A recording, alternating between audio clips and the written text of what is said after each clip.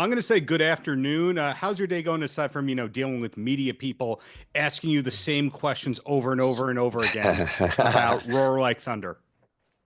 I'm trying to act like I haven't been asked once anything, to keep it fresh. But I'm doing good, man. I've been up in Canada for over a month, and we have our last show tonight. We've been out here with Steel Panther, and the tour's been going great, the Roar Like Thunder tour, and a lot of sold out shows. And tonight it's sold out. We're in Ottawa, on the east coast of Canada, and so I got nothing but good things to say. I'm very excited for Roar Like Thunder to hit the streets June 13th.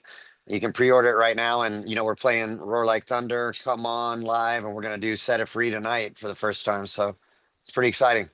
That actually answered some of what I was going to ask, which is how much of the record are you playing? But now being 11 albums into the career, the set list must be pretty hard to do because if every album had 1 to 5 singles on it, you don't have time to play 50 songs. No, no, and yeah, we have over 100 songs out there now, and it's a quality problem.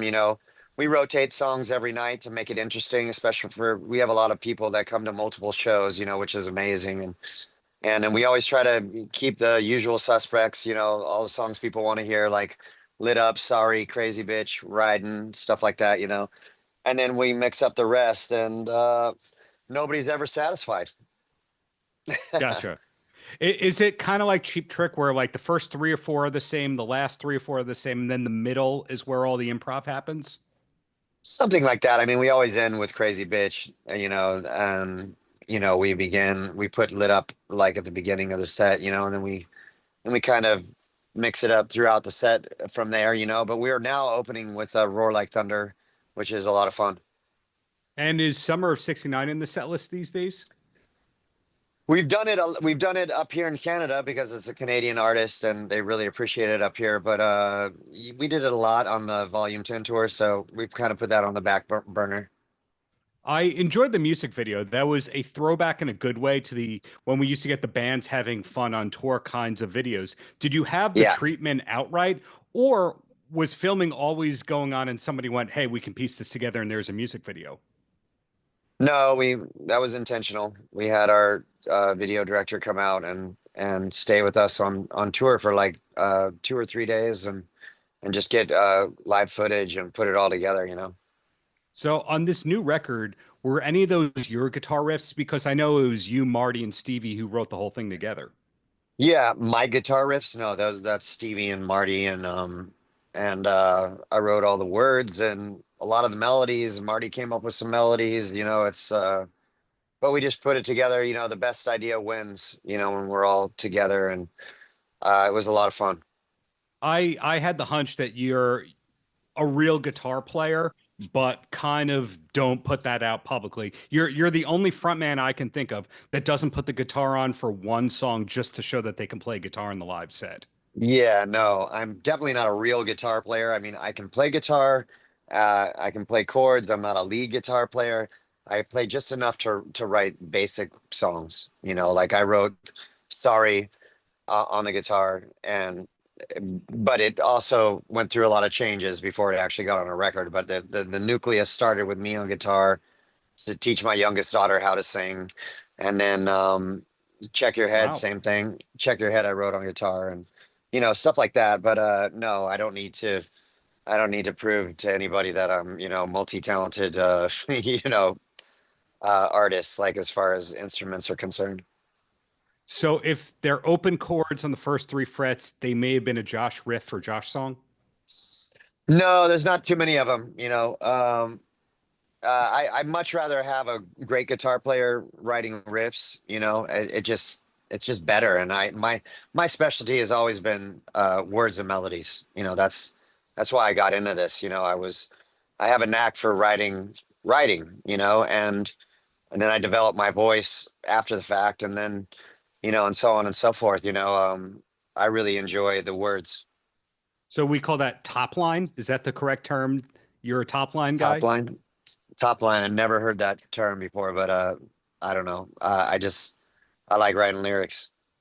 Yeah, it shows. And so when I called out before about this being album 11 and so many hits at this point in time, it's very interesting to see how you guys keep defying all genres and labels and categories. In other words, I can't think of any other bands that would be just as home playing the M3 festival. And by the way, you were on the ballot of them putting out failures going, would you like to see Buckcherry here next year? I don't think that feedback got out to you, but you could do that, and you could No. do Steel Panther, and you could go on an alternative tour, and you could do a Danny Wimmer kind of thing.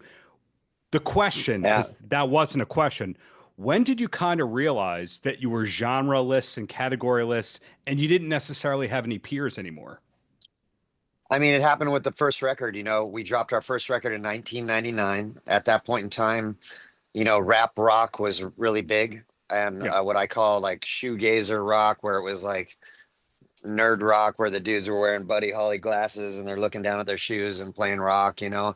So that's when we came out. So we just kind of been out on our own, in our own like little planet, you know, since we started. We've been the black sheep of rock music, you know. I mean, a lot of people lump us into like the 80s rockers, so we'll get on a lot of those 80s rock type tours, you know, and that's cool, and we love all those bands, you know. But I was a teenager when that was going on, and like, you know what I mean? We didn't drop our first record till 99, and then so on and so forth, you know. So but we get lumped with them sometimes, and then we can go play, you know, a festival. Like one time we played a festival in Japan where it was Deep Purple, us, and then Slipknot was headlining, you know, which was like one of the coolest lineups, I thought, you know. And we did a tour with Avenged Sevenfold, you know, back in the day, and you know, stuff like that. And then we can go and do a show with Bon Jovi and Kiss, and you know, so like you're saying, we can adjust our set accordingly, you know, to just vibe with any type of rock genre type band, whatever it may be, whatever decade, or you know. So that's a good thing, you know. I like that. But you know, along the way, sometimes it didn't serve us, you know, because we weren't a part of this mainstream rock stuff, you know, like it, rock radio turned into like active rock, like the Yes. creeds and the and all that stuff, and we didn't fit into that, you know. And so that's when we kind of faded out of rock radio, because we didn't sound like any of those bands, and we weren't going to change that because we'd already have we had a huge fan base, and we just quietly just did our thing and released records every 2 years and built our fan base and continued to tour like maniacs. And so it's all kind of come full circle, and it's working out great. And that's another thing I want to know about. I think that no band has kept up the schedule that you guys have at your level when it comes to the touring. We're used to seeing the band in the late 90s, early 2000s going, we're going to do 200 shows a year. And then they have their hiatus, they slow down. But in your case, your solo Yeah. record, I remember that. I remember Spray Gun War, etc. You never really stopped. I don't remember a year where you weren't on the road 100 shows a year. So 20 Yeah. years ago, did you long term want to be on the road this much? You know, I knew I wanted to be a musician. I knew it was the only thing that consistently made me happy, you know, so that's what I wanted my career to be. And in order to do that, I had to work like an animal, because it was very hard to make it in this business, you know. So I had to Yeah. be, in my opinion, in my words, unforgettable, you know, and then that was gonna get me where I had to go. And so that's what I try to do. You know, I try to remain unforgettable. When you see it live, you don't forget it. You become a fan, you become invested, and then continue to work very hard on what we're servicing to the public, you know, our product, not to get too, you know, business like and technical, but like that's part of it. This is a business, you know. So um yeah, all that being said, I wanted to be in a band and make a whole catalog of music. That was my dream, and that's what I'm doing. I'm living my dream, and I'm really I'm a bit of a workaholic. I'll admit that, you know. So I'm always working. I'm always thinking of what I'm creating next. I'm always trying to get better as a vocalist and a songwriter. So you're gonna see that until I can't do it anymore. Well, aside from Roar Like Thunder, we'll keep saying the name so the algorithm keeps picking it up that they have to buy Roar Like Thunder and all that. Roar But like thunder, June 13th. Yes. So the last time I had the pleasure of speaking with you, I learned about your secret past, the phlebotomy thing that you, Phlebotomy, yeah. yeah. Yeah. Now, I learned about that, and then I learned about Josh Todd, the tennis guy, and all that. In other words, you Yeah. have all these interesting interests that have nothing to do with Buckcherry that are arguably the Yeah. opposite of what the average Buckcherry fan would be. Were you this literate and cultured back in the early days of Buckcherry? Well, you got to put it in perspective. The phlebotomy thing came in 2020 when we were just fucking, everybody was benched. We were Yeah. all at home. And it honestly came out of like, I gotta do something. I gotta work. I gotta get out of this house. I gotta serve my community. And at that point in time, when I get my blood work done annually, I go to this place called Quest Diagnostics. Well, Yeah. if you know Quest Diagnostics, they're just drawing blood all day. So the best phlebotomists work at Quest Diagnostics. So, anyways, long story short, I was getting my blood drawn. This big, tall, tattooed dude comes in and he takes my blood, and I literally couldn't feel it. That's how good he was. And I was watching his whole process, and I got interested in it.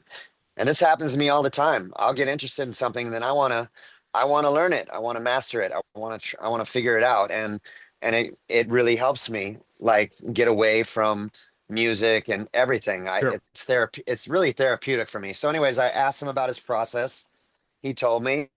I looked up phlebotomy schools. I joined a phlebotomy school, and it's funny when you start going to phlebotomy school, you are sticking people and people are sticking you the second day. So you're getting like every day I was dreading going to school because I would get stuck like 6 or 7 times in my arms by very inexperienced young phlebotomists, but we were a gang, we were a team, and we came together, in a time where it was a really scary moment in time. We were in a pandemic, Yeah. we were all in full PPE, we had masks on and gowns, and when we were sticking each other every day. And I got pretty good at the craft. I was good at finding veins in hands, and I had no problem finding veins in arms. And then you have to take a national exam, and then once you pass that, then you have to go do about a month out there in uh Hmm. sticking people, and then I went and got a job at this place called COVID Clinic in downtown LA, and I just drew blood all day. And I Wow. did that.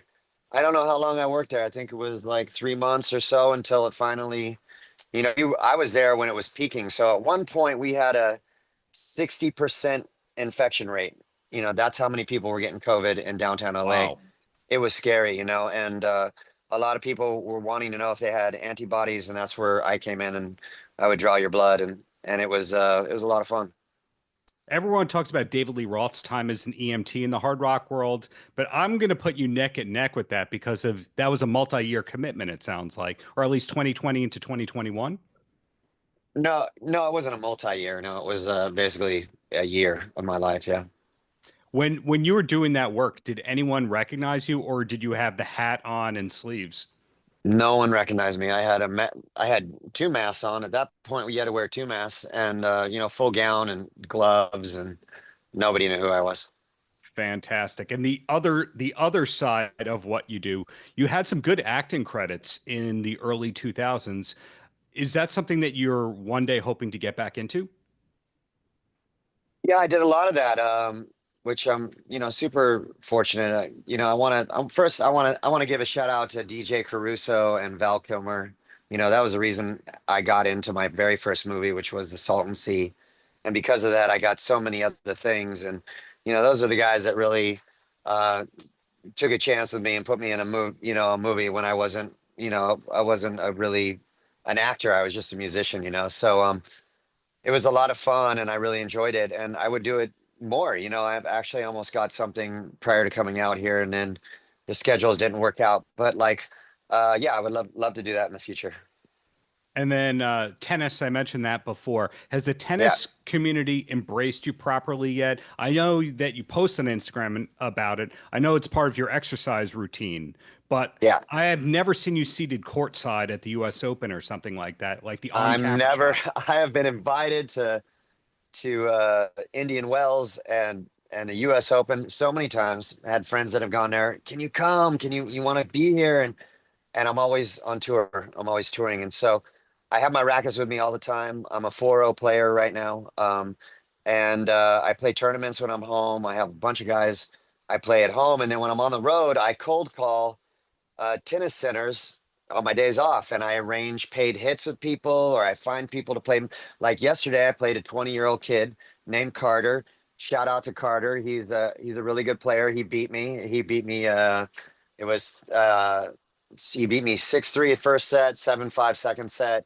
Great player. We had a lot of fun, and it was a barn burner, man. It was a great match, and he's coming to the show tonight. But like, I meet so many cool people through tennis. I mean, there's just so many people from all walks of life that play tennis, and we're all passionate about the same thing, and you just meet like super cool people.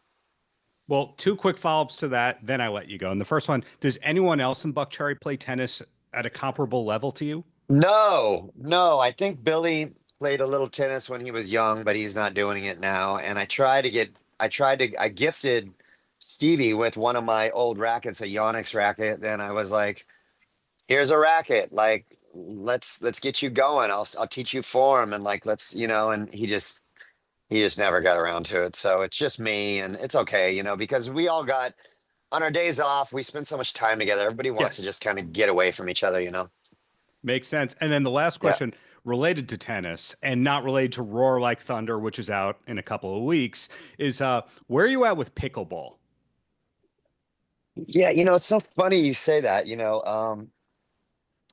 like I'm all into people doing what they love. So if you love pickleball, I think it's great. I think, anything to get you out there and moving, and I love to compete. That's why I play tennis. Before that, I was racing go-karts, and it's like uh I love to compete, so that's why I play tennis. And tennis is very physical and mental, and I call it's like the Game of Thrones of sports, because you're never safe until the last point. You know what I mean? So that's what I love about tennis. Now, pickleball, I'm starting to home in on.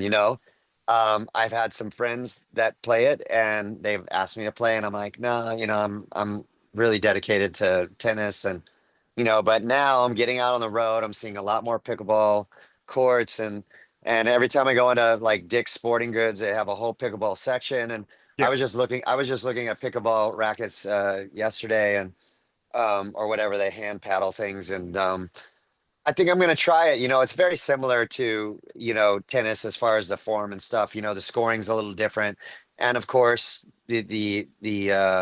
Serving's the different. yeah, the Yeah. serving's different, but it's not like too far of a stretch. Great answer. Looking forward to what's to come from you as a musician and a tennis player. But Josh, thank you for the decades of great art. Hope to see you live in New York in the near future. Thank you, man.